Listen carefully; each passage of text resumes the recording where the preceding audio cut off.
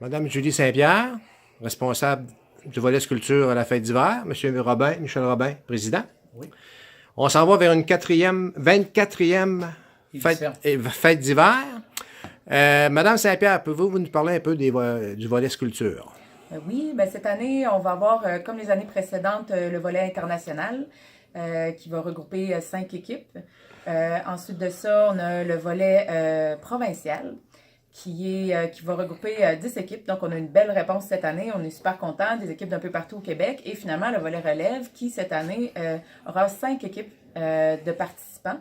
Ce qui est important de noter, en fait, c'est que cette année, avec le retrait du volet compétition de sculpture au Carnaval de Québec, ben, on est maintenant les seuls à avoir une compétition de sculpture sur neige avec un volet international au Québec. Donc, on est super contents de ça, puis on espère que la réponse du public va être là. On parle au total de combien de sculpteurs là, qui vont? Une soixantaine, 65, autour de 65 sculpteurs. OK. Ouais.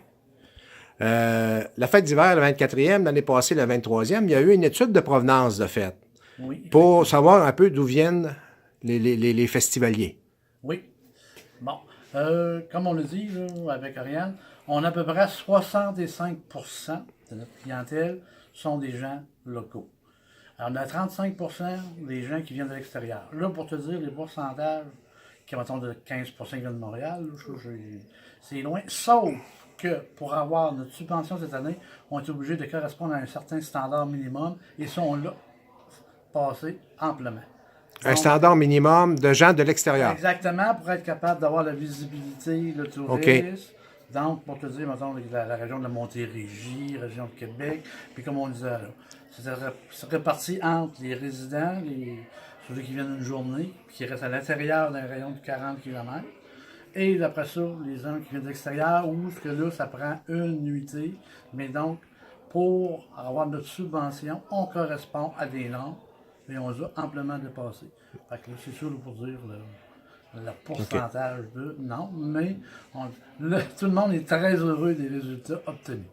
Quand vous parlez de gens locaux, de visiteurs locaux, ça c'est vraiment des gens de Saint-Jean-Port-Joli et les environs immédiats? Immédiat. Le local, comme on disait, c'est 40 km. OK. C'est de Montmagny, grosso modo, à arriver partout. Donc, si tu es de Montmagny ou le Pocatière, tu es un visiteur local. Exactement, pour eux autres, le type de... OK.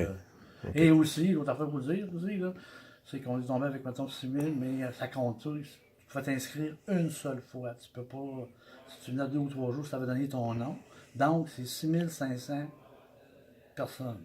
Peut-être juste pour rajouter à ce que Michel disait, là, dans le fond, ce que nous, pour nous, parce que oui, ça nous permet d'aller chercher une subvention parce qu'ils demandent d'avoir cette étude-là, mais nous, ça nous permet de dire, OK, la fête d'hiver, dans le fond, c'est local, c'est régional et c'est provincial et international parce que le tiers des visiteurs qui sont venus sur le site viennent de l'extérieur.